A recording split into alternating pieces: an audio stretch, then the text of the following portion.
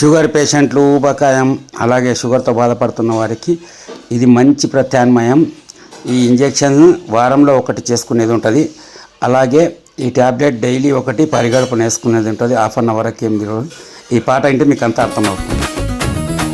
Sugar వచ్చిందంటే భయం వద్దు సోదరా, జ్ఞానం ఉంటే ఆరోగ్యం నీ చేతిలోనే ఉందిరా.